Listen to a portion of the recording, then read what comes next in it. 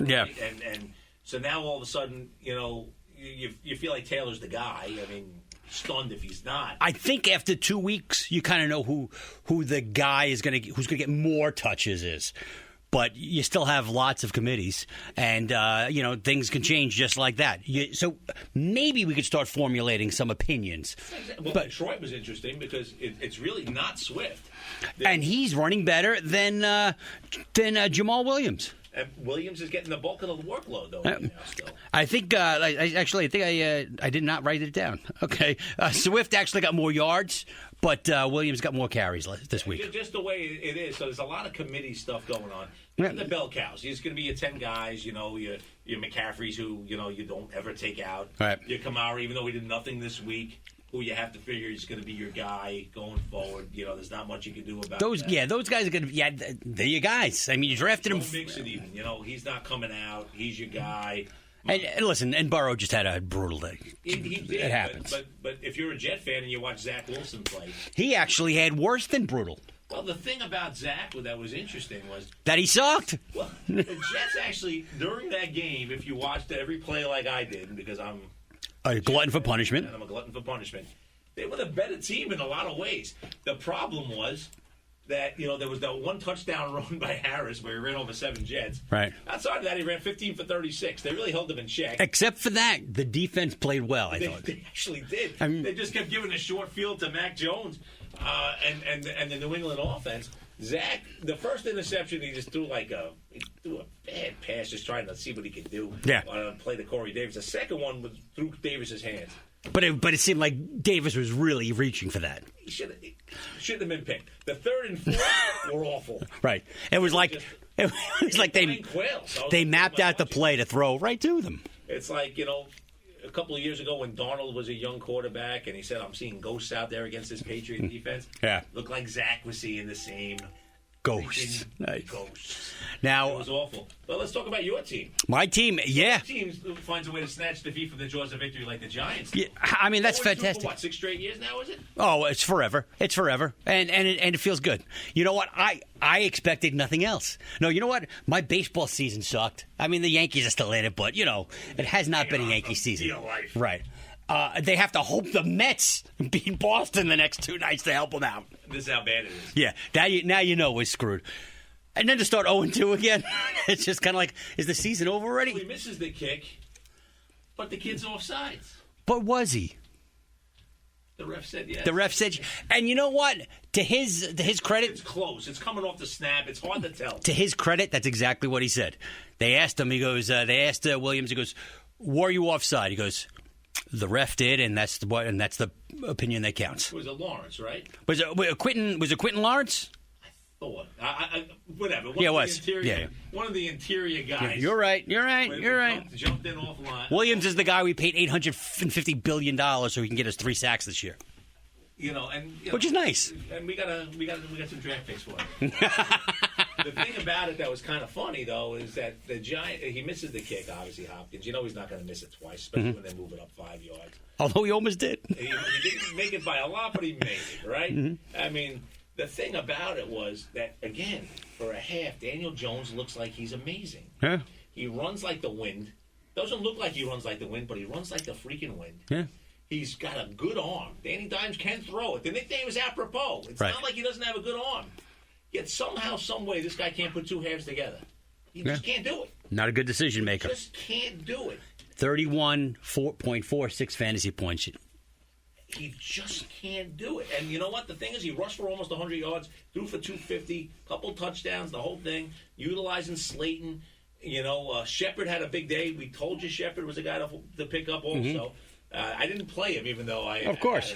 But I won without him. Then you got Kenny Golladay yelling at Jason Garrett. That he's not getting the ball. That he ain't getting the ball. You got to love it when a rookie who complaining about his... When he missed all of camp.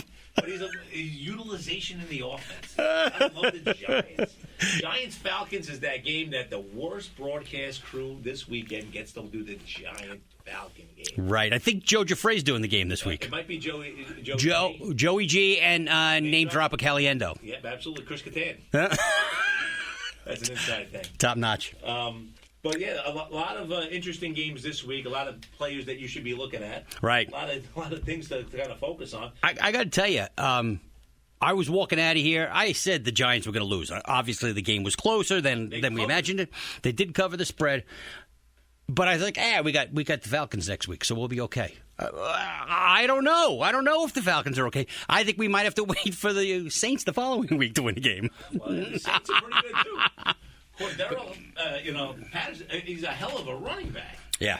And receiver, and I have Mike Davis, so it's so exciting to see Cordero running the ball. All yeah, the time. And I think the fact that he's also a receiver, obviously. Listen, if you're against Tampa, they had to throw. I get it. That's the whole thing. Yeah. But Atlanta's success is going to be running the ball with Davis and Cordero. Mm-hmm. And then, throwing the ball to Pitts, who's starting to show that he can play a little bit. Right. And then, obviously, you got the kid on the outside that's, all world, and Ridley. Well, should be all world. Should be all world. Not there yet. Mm-hmm. Should be. And so they have enough weapons to throw to. Even Hurst, who's a good backup tight end. So they actually have... Yeah, I'd like to see them incorporate a little bit more of the 2 running back, 2 tight end system with 1 receiver. Really go old school and just kind of run it down your throat. Right. But that's going to be an interesting game. The fantasy-wise, all your offensive players are in play this week. Yeah. Guys you normally wouldn't think about playing, like maybe Kenny Galladay. Yeah. Well, especially after having a little issue and stuff, maybe they're going to incorporate him in a little bit more. Well, here's the thing. Giant tight ends, okay, who you don't normally think about.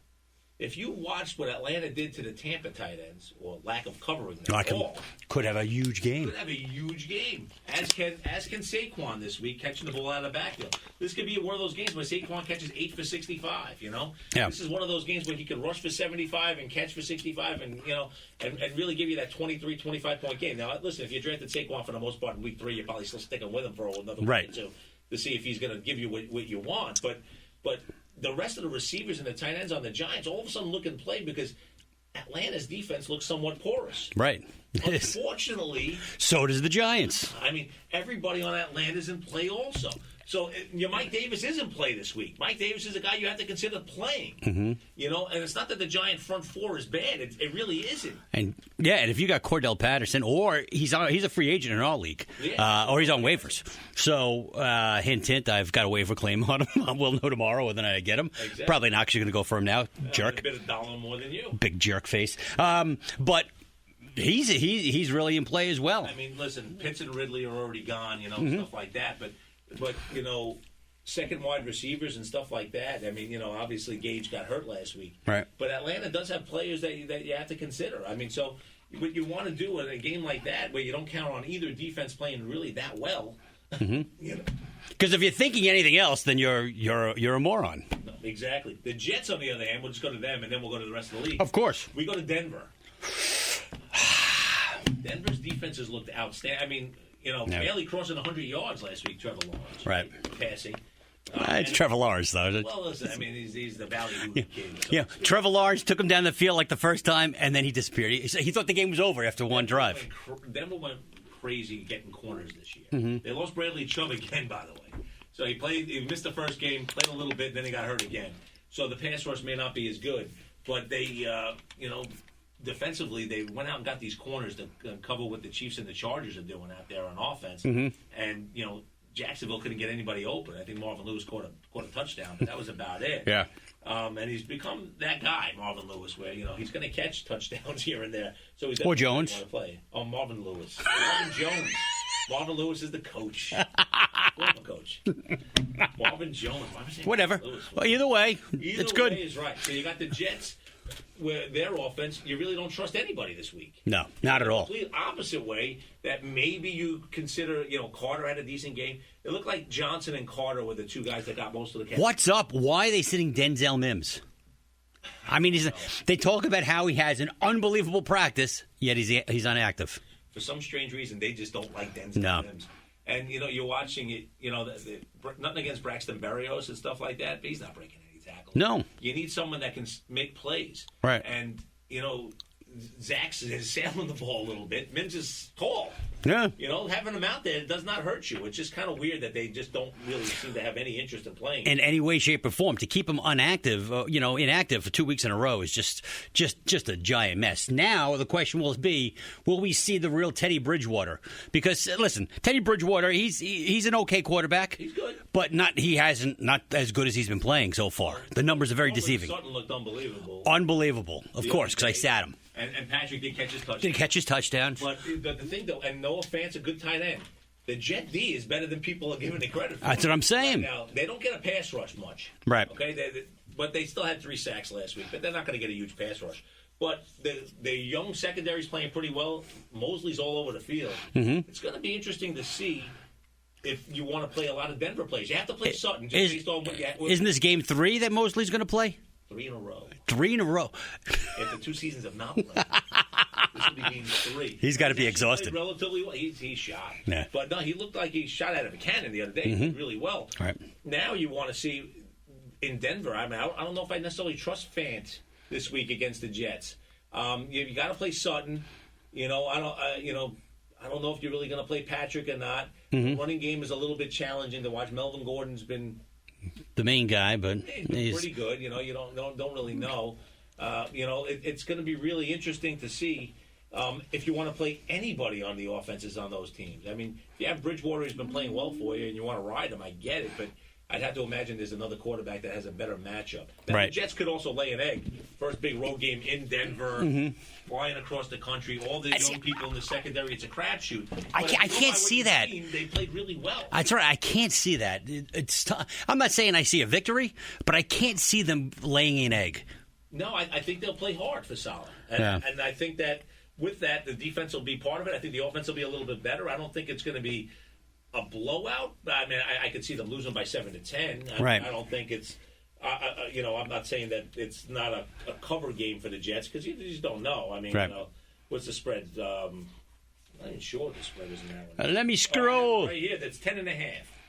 So Denver's a 10.5 point choice. It's right on the cusp there. I mean, if you were going to bet it, you'd probably lean more toward Denver than the Jets in that game. Right. But, is Denver going to be 3-0 and dominant in 3 games? I don't know. I don't know about that. But also, I think I was like 5. I won 5 picks last week. So don't listen to me when it comes to gambling. Now, the Thursday night game is kind of a dud because, Taylor's not playing. Right. So now it's Carolina, who's 2-0, going to Houston.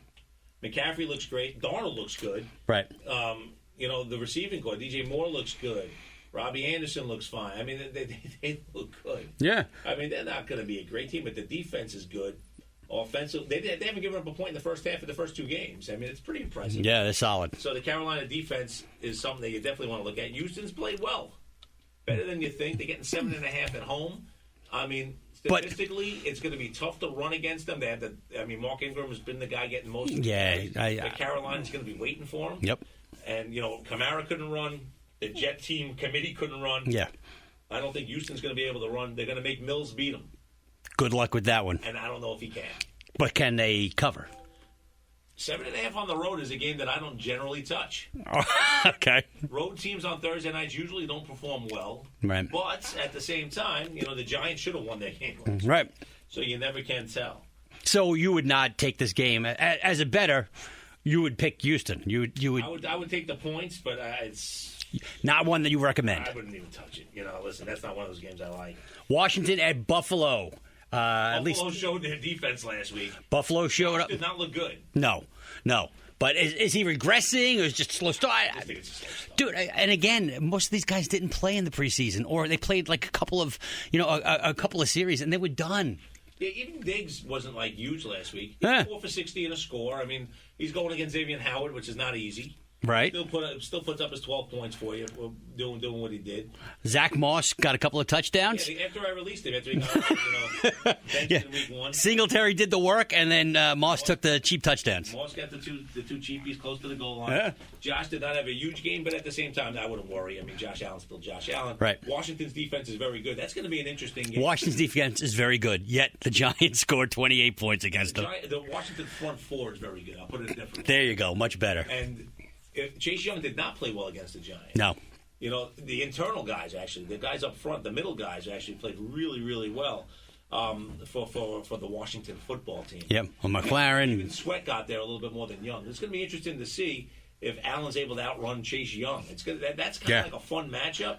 To me, you play all your bills. Even playing Singletary at this point. Yeah, and you're playing all Washington. You're playing all your football team Washington.